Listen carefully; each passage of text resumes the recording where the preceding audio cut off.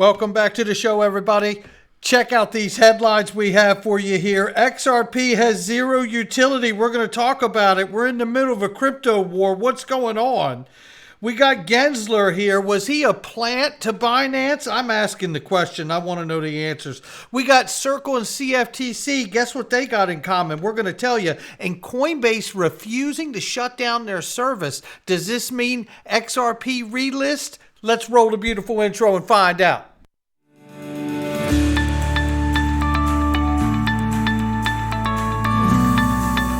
Digital Perspectives with Brad Kimes. Come on in.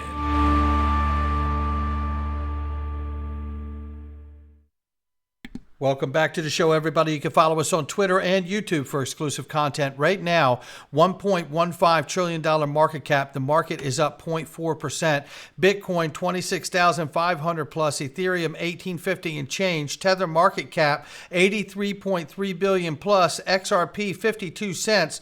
We're up 2.6% on the 24-hour and 3.3 on the 7 days. So you can see most of that is bouncing back today, which we like hearing. But let's go ahead and take a look at this. Look, if you haven't done it, this is the advantage. I get questions. People say, what is Glint Pay? Well, Glint Pay is a way for you to own physically allocated gold, which you can buy, save, send, and spend to anyone that else that's in Glint Pay. And let me tell you something. This is amazing because I literally just had another Glint Pay customer send me funds, no fee, no charge, boom, just like that. It's in my account. But you get to be your own alternative to the banking system. That's what's amazing. And you could do it with physically allocated gold in your pocket. 50% off right now. This will not last forever, so do not mess around. 50% off your vaulting and insurance fees for the next 12 months. Click the link. Use the code. You won't regret it. Take a look at this. Hugo Filion from Flare, shout out to him, says trying to increase utility is why we build. This applies equally to Bitcoin as it does XRP, and it applies even more so to the data that is available for developers to work with on-chain.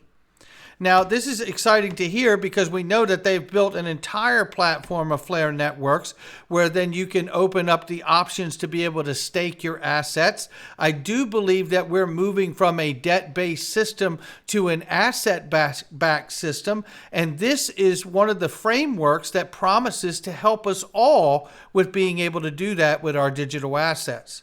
But then there was this. Kieran Kelly shared this. He says, Hugo, oh Hugo.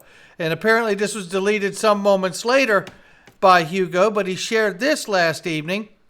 This is going to piss a lot of people off, but XRP has zero utility until it is FXRP.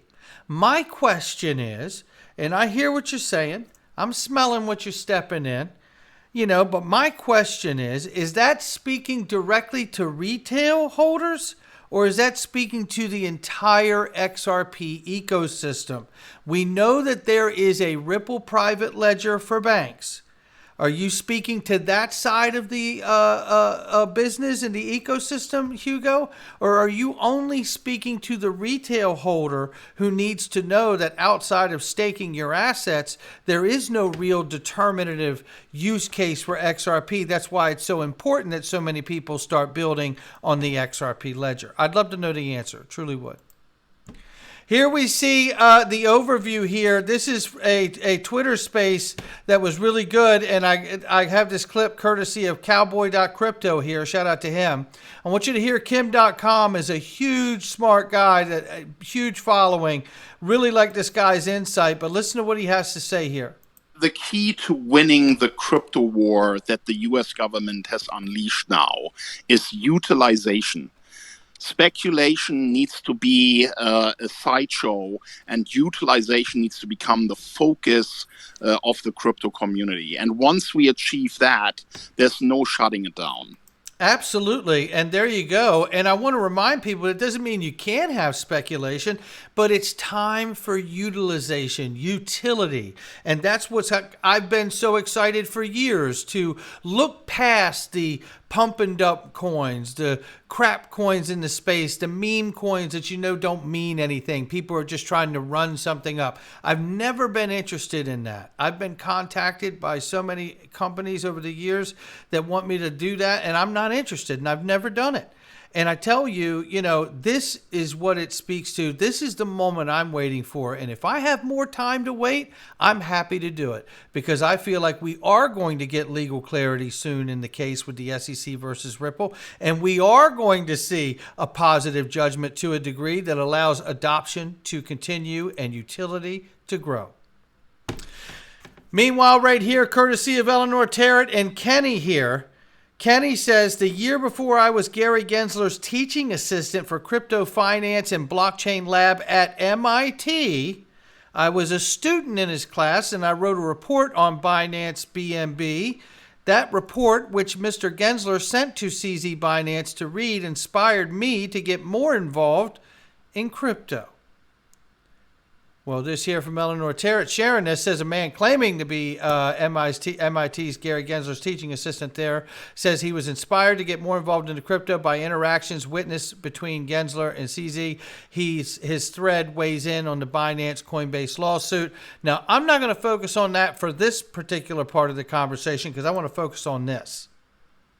We all know the news. I covered it this morning that Gary Gensler was a prospect at almost joining Binance in 2019, directly after leaving MIT.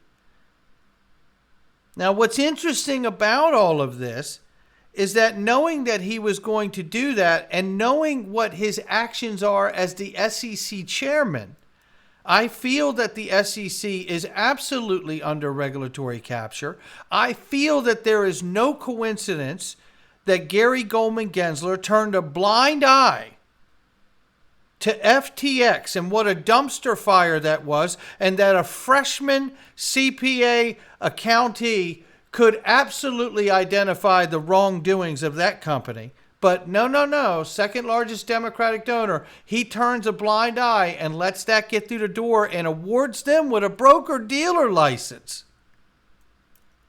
That makes me wonder, with those kinds of actions and lack of actions to regulate, I think Gary Gensler wanted to be a plant inside of Binance, which is the biggest crypto exchange. And I think people should be looking to see if Goldman Gensler was working for the same people he appears to be working for now. Meanwhile, courtesy of Gary Goldman Gensler, Binance loses almost $1 billion in 24 hours. This is how you cripple the companies, by sending the actions out on them, taking action, suing them, the Wells notice, all of the rest of it, and then creating all of that stigma on top of them. The money flees the platform, and then what happens? The company soon won't have enough money to even defend itself. Meanwhile, even though there's a crypto war going on here, don't get confused, because crypto is not going away, ladies and gentlemen. Susan Friedman, head of Ripple Policy, says, I was lucky enough to work directly beside Heath Tarbert at the U.S. Treasury, and Circle could not have made a better pick for their chief legal officer. Congrats, Heath, on your new role. This morning, Circle announced from Jeremy Allaire's account that Heath Tarbert, former CFTC chairman, is joining Circle as the chief legal officer and head of corporate affairs. If you thought crypto was going away, think again. And then we see this. Has Coinbase grown a pair from Michael Branch? Somebody give him a follow. Coinbase CEO Brian Armstrong has confirmed that the exchange will not shut down staking services. Chief Legal Officer Paul Grewal revealed that the company had no plans to delist any tokens named in the SEC's complaint. How about that one for thumbing their nose at them? Well, if you're going to do that, why not relist XRP? And maybe there's a different reason why you didn't keep XRP on your platform. Bill Morgan says, this ends the myth, because Coinbase's Brian Armstrong said the exchange will not shut down its staking service despite fielding lawsuits from state and federal regulators.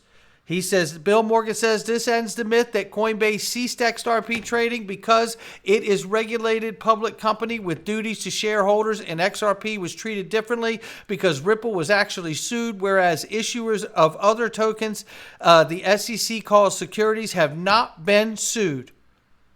Here, Coinbase is sued for its staking program, which the SEC is alleged an investment contract, but does not intend to cease offering it. If it treated its own staking offering the same way it treated XRP, it would cease offering it and not reconsider offering it until a successful decision or settlement of the SEC lawsuit. Yet another inconsistency that shows there was an additional motive for ceasing XRP trading on lawsuit against Ripple was the occasion, not the cause or sole cause for the decision. Any comment, Paul Grewal? You know, I think Bill's on to it here. What gives, Coinbase? How is it you got the stones to not stop your own services? And if you do got the stones and you found them in a drawer that you didn't know they were in, why don't you go ahead and put XRP back on the platform? You're no worse for wear for it, that's for sure. More questions and answers as we move through this crypto war. Who's friend? Who's foe? It's hard to know. Not financial advice from me or anyone else. It's just my digital perspectives. I'll catch all of you on the next one.